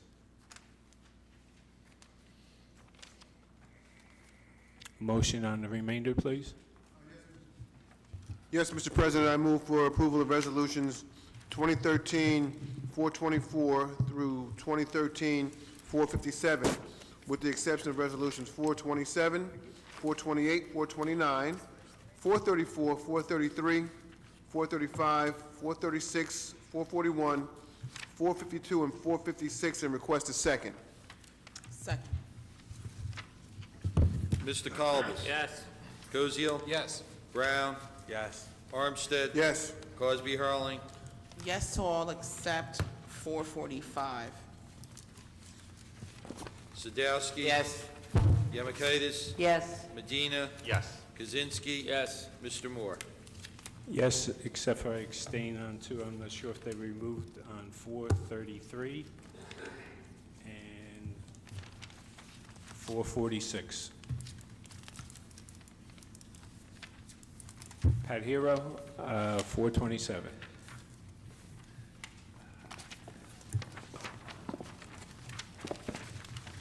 If we don't spend the money, you don't have to tax the citizens for it, and you save us money. That's going to be my theme for next year.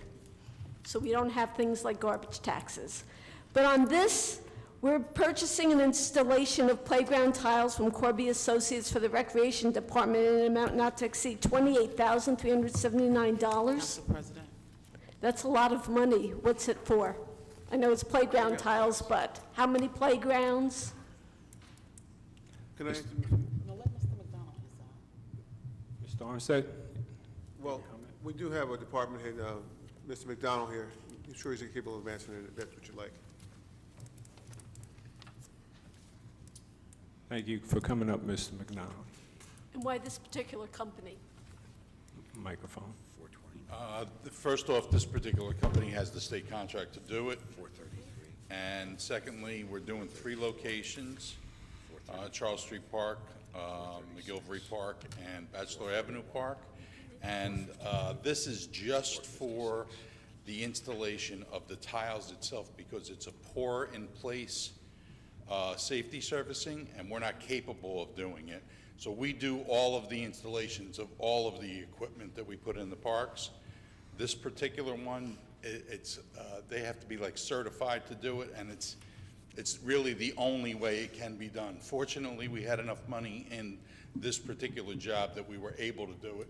Normally, You know, this is a kind of an expensive safety surfacing, but we would like to use, but normally we don't have enough money. This job, we had enough money in there, so we're able to do it. Okay. Comment And from Mrs. Hero. Councilman Brown? Mrs. Hero, this is He said consistent. Councilman Brown. No, well, I wasn't finished. I just brought it up.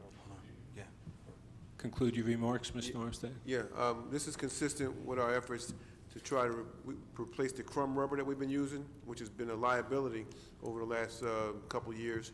And the maintenance on this particular type of equipment is less, so it's going to be beneficial in the long run for the city. Okay? Councilman Brown, you have a comment? No, I mean, Councilman Armstead hit the nail on the head, is that, correct me if I'm wrong, Al, this is the direction that we're trying to move in as we redo parks. And the hope is that because it's lower maintenance, it's going to save us money in the long run, because we spend a lot of money in this rubber mulch and It's maintenance. definitely the way to go in the future. It is very expensive for the initial cost, but like I said, fortunately, in this particular job, due to some grant money we received and everything, we had enough to do it. So it is the direction that we would like to move to, if at all possible. And the key is that it's going to save us money, you know, down the road when it comes to Well, maintenance and things like that. there's no maintenance cost to it at all. Hopefully, you never have to replenish it. The replenishment cost on the other stuff is quite expensive also. There's no maintenance to do on the stuff. Once it's in, so hopefully this will work out I'm sure it will work out for us, but hopefully we'll be able to continue on this path. Thank you. Motion, please. Yes, move for approval for Resolution 427 and request a second. Second. Mr. Colbus? Yes. Kuzio? Yes. Brown? Yes. Armstead? Yes. Crosby Harling? Yes. Sadowski? Yes. Yamakaitis? Yes. Medina? Yes. Kaczynski? Yes. Mr. Moore? Yes. Mrs. Malik on 428.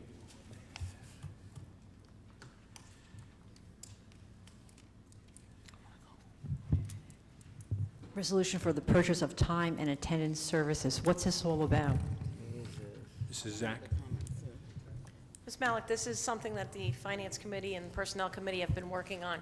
This is going to be a uniform accountability system throughout the city that is going to be implemented through every department. Presently, the only two departments that have this system is police and fire.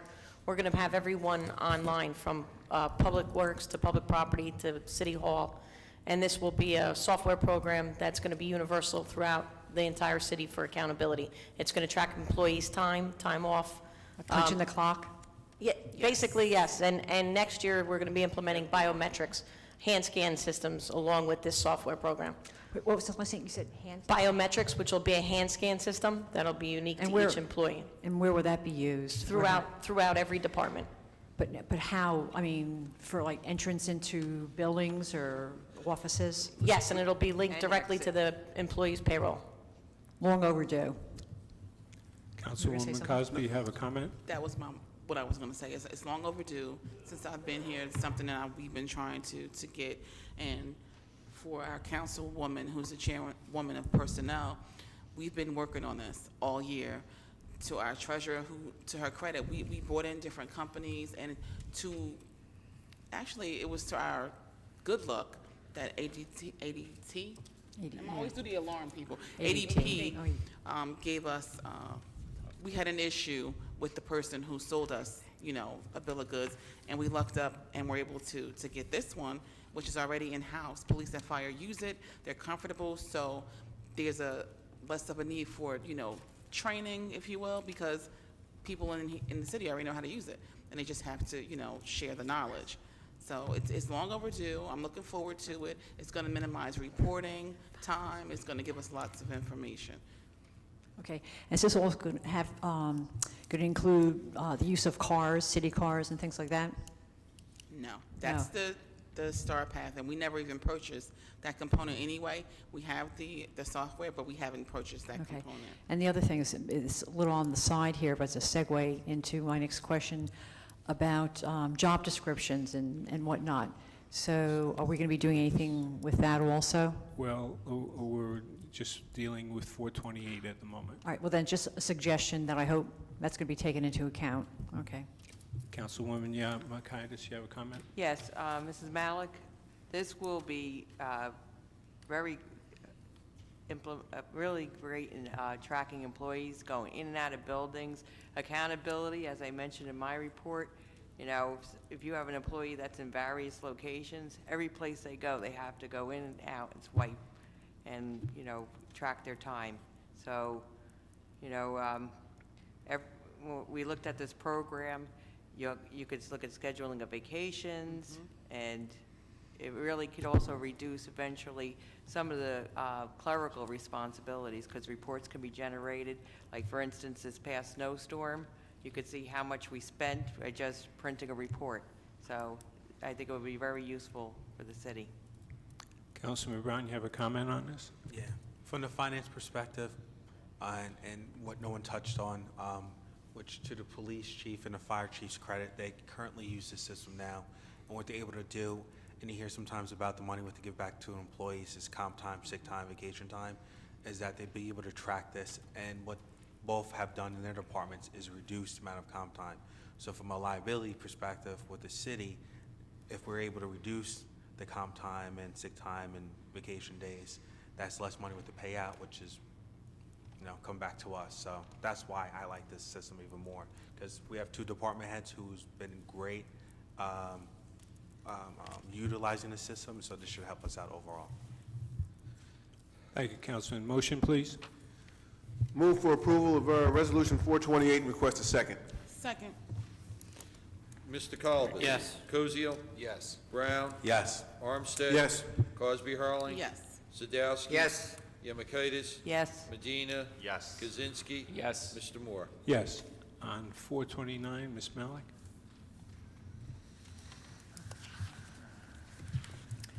What does this resolution really entail? You know, qualifying certain professionals for certain positions for calendar year?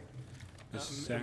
Yeah, Ms. Malik, every year, the city goes out with RFQs and takes qualifications from professionals, engineers, lawyers, accountants, insurance brokers, et cetera, and we create a list of qualified professionals so that when we are awarding contracts, we have a list of qualified vendors who meet the city's qualifications and have agreed to work at the rates that the city has established.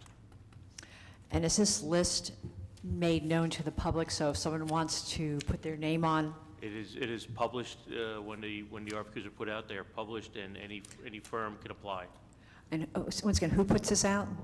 The purchasing department puts it out, they publish a notice, and we Okay. accept Gotcha. RFQs. If you look at the resolution, the list is quite extensive. Okay, thank you. Motion on 428, please. That's 429. 429. I move for approval for Resolution 429 and request a second. Second. Mr. Colbus? Yes. Koziel? Yes. Brown? Yes. Armstead? Yes. Cosby Harling? Yes. Sadowski? Yes. Yemakaitis? Yes. Medina? Yes. Kaczynski? Yes. Mr. Moore? Yes. Ms. Malik on 433. This is a good one here. How long has this act, this Wildwood Act, been around? And if it's been around for a long time, why just are we embracing it now with the election of James Moore as our council president? Ms. Malik, the act itself has been around since the late 1800s. The city was incorporated under it in 1924. The issue that's being litigated was raised by the council a couple years ago. The decision was to go forward to clarify it as to how the council president position became an elected position, which is not part of the form of government the way it is written. So this is expected to be resolved shortly. It's basically asking the court for an order to determine whether we're doing things the way we're supposed to be doing or whether we should be doing it a different way. I just find it strange that it's been around for so long and just perchance it pops up and we're starting to do something about it. So just my general comment. Councilwoman Cosby Hurley, you have a comment? Yeah, Mrs. Malik, I just want to remind you, this actually started 3 years ago. When Councilman Brown and I were seated, there was a question raised, and it didn't come until last year that the council agreed as a whole to look into it. Again, the whole purpose is Council President Moore is the council president. Previous to whenever this was changed with the scratch out on the ballot, it was council at large. And that person, council at large, was responsible to the entire city, not just one particular ward, whereas you're now electing a council president who only is responsible for presiding over the meetings, whereas before, the person would be selected from the entire body. So it's important that we know, because Council President Moore is seeking re-election. And is he going to run as the council president, or is he going to run as council at large? And again, council at large is a person who's responsible to and for the entire city, not just running a meeting and coming, to the council to do the meetings. And everybody agreed. He agreed, everybody agreed. So I'm hopeful that it'll be done sooner than later, so we all know, what we're voting on next year. Thank you, Mrs. Cosby. Motion, please. Yes, prior to my motion, Mr. Council President, I do think that you were duly elected by the people of this city to be council president, and I do think that there were some hidden agendas with regard to the questioning of your authority as the council president. It had never been questioned before, but somehow you came under question. And again, it's my opinion that there were some political motivations here, but that's only my opinion. In any event, Mr. President, I hope you do run again this year, in 2014, as the council president, and I'll be looking to support you and do whatever is necessary to see to it that we continue to have a council president that is elected duly by the people of this town. With that, I would like to make a motion that we move Resolution 433 and request a second. Second. Mr. Kalbus? Yes. Koziel? Yes. Brown? Yes. Armstead? Yes. Cosby Hurling? Yes. Sadowski? Yes. Yemakaitis? Yes. Medina? Yes. Kaczynski? Yes. Mr. Moore? I abstain. 434, Pat Hero. Once again, I'm up here because, once again, McManaman in Scotland, a very fine law firm, needs more money. Which issue is we dealing with on 434? Which redevelopment issue? Mr. Hudak? I believe this applies to Morningstar. Okay. And I guess I'm going to batch these two because they both deal with the same law firm. Which issue is 435 relating to?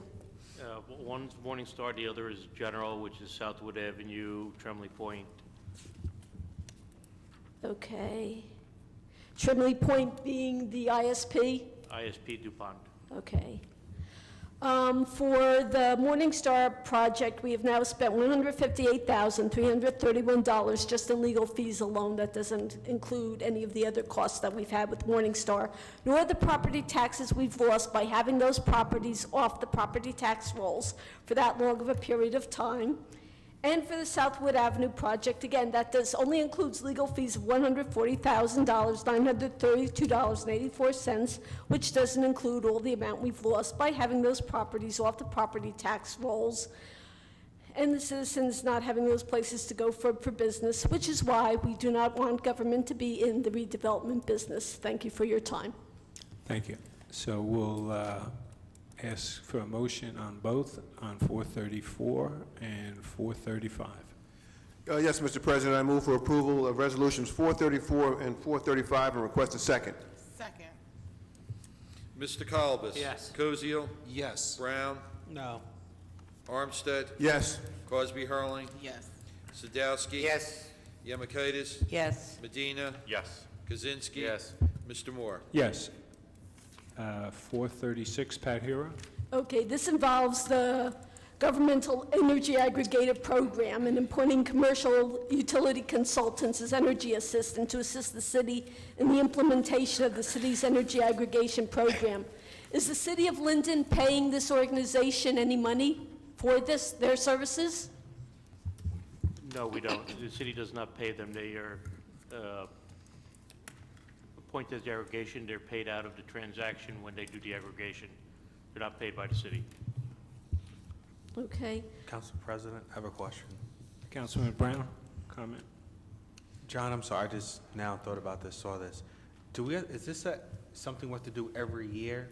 That's the first question. And second, if this is something that's multi-year, is that in the reso itself? And then third, if we wanted to go for a different company, do we have the option of doing that down the road?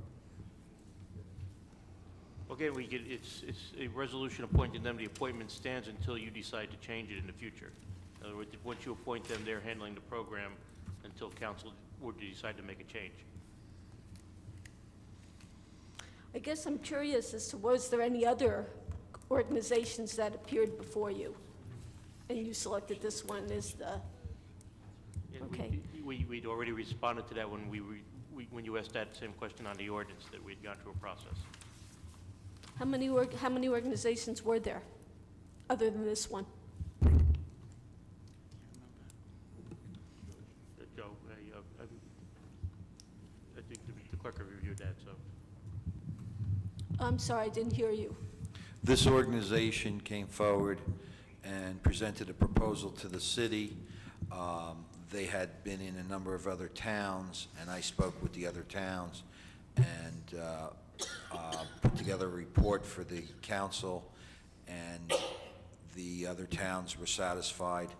The information, along with a list of the other qualified companies by BPU, were presented to the engineering committee, and the engineering committee then made the selection. Okay. Council President? Councilman Brown, you have a comment? Just to clarify, how many, though, other companies? Is this the only company we looked at? This is, Council President.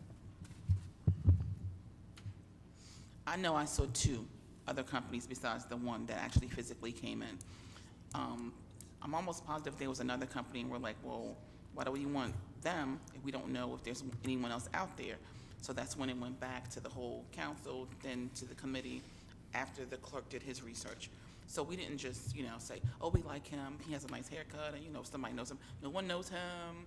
We were, interested in getting this for the benefit of our city and also for the residents in the city. So, it's a good deal. You don't have to have this if you don't want it, but I'm confident that we are going to be saving money, not just for the city, but also for the residents. Again, people are doing this individually, and they're not saving as much as we could collectively. So that's why I supported, moving in this direction. Okay. Can I ask, how much would you generally make off something like You this? have 20 for the city? seconds, please.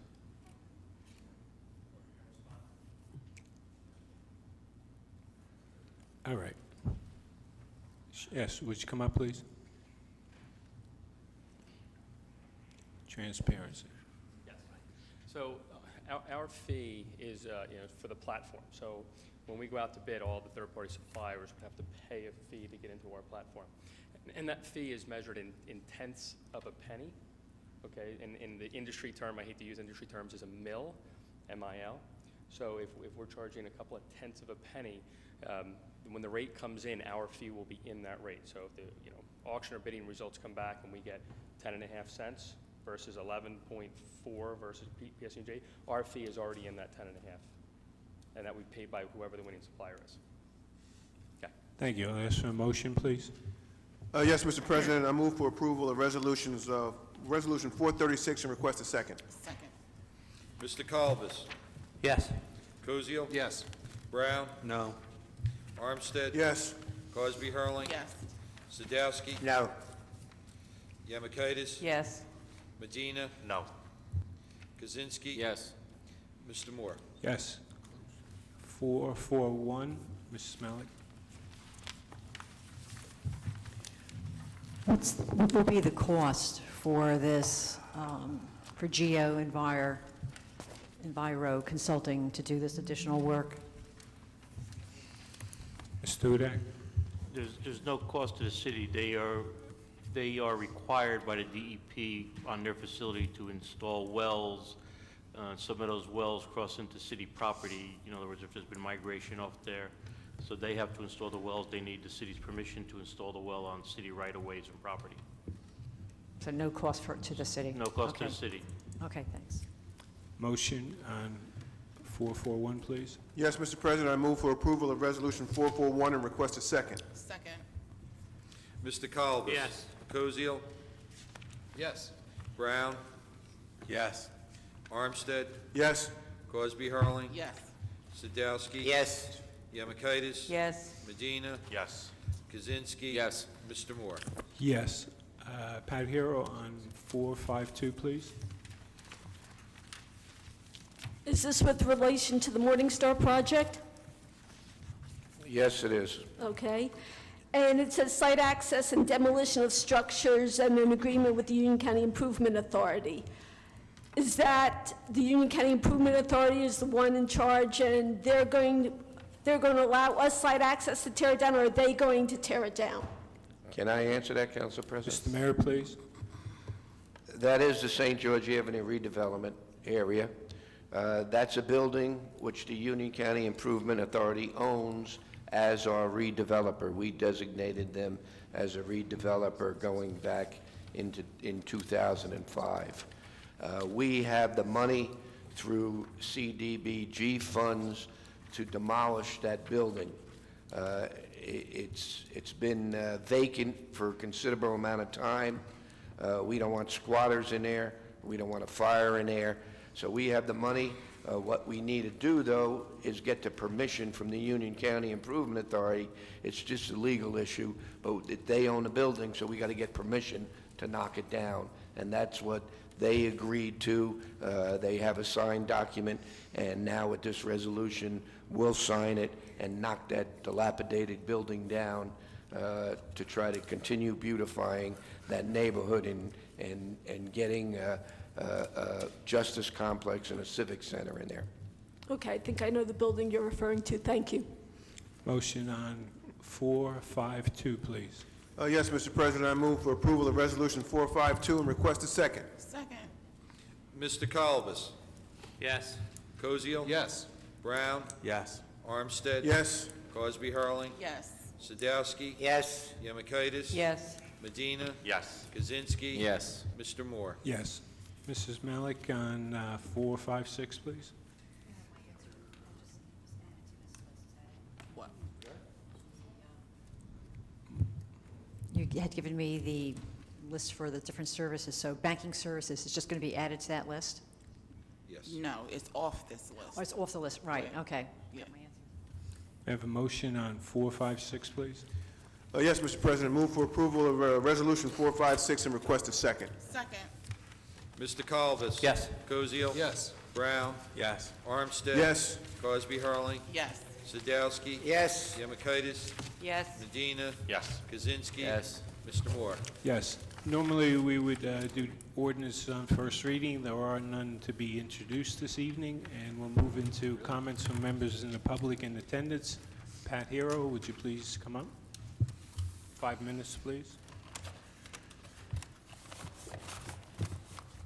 Sure, I'll keep this rather short. I just want to wish everyone a very Merry Christmas and a healthy and a Happy New Year. And I'd just like to say a little story in regard to the holiday season. It also has a rather important meaning about the importance of letting your children actually struggle and not just give them all government jobs when you may want to give them government jobs, because it would be so much easier, because we don't like nepotism, whether you're on council or not on council. A man found a cocoon of a butterfly. One day, a small opening appeared. He sat and waited for the butterfly to emerge, and it struggled. He saw a little hole, and he watched as it struggled and struggled and struggled, and then it stopped making any progress. He felt like it could probably go no further, so he decided to help it out. He got a pair of scissors, and he snipped off the remaining part of the cocoon. The butterfly then had no problems getting out, but it had a swollen body and small, shriveled wings. The man watched the butterfly because he expected that at any moment the wings would be enlarged and he'd be able to support the body and would be able to fly. Nothing happened. In fact, the butterfly spent the rest of its life crawling around with a swollen body and shriveled wings. Never was able to fly. What the man in his kindness and haste didn't understand was that the cocoon and the struggle needed for the butterfly to get through the tiny opening was nature's way of forcing the fluid from the body into the wings so that it would be ready for flight Once achieved, it's freedom from the cocoon. Sometimes struggles are what we need in our lives. Nature needs no help, just no interference. There are processes of life, things that we all go through. The struggles are part of our lives to make us stronger and make us better people. They're preparing us to fly. Thank you for your time, and have a great holiday season. Thanks. Thank you for your comments. The following council meetings will be as followed. Council conference meeting prior to the council meeting, Tuesday, December 30th, 2013 at 6 p.m. in the council conference room, City Hall, if needed.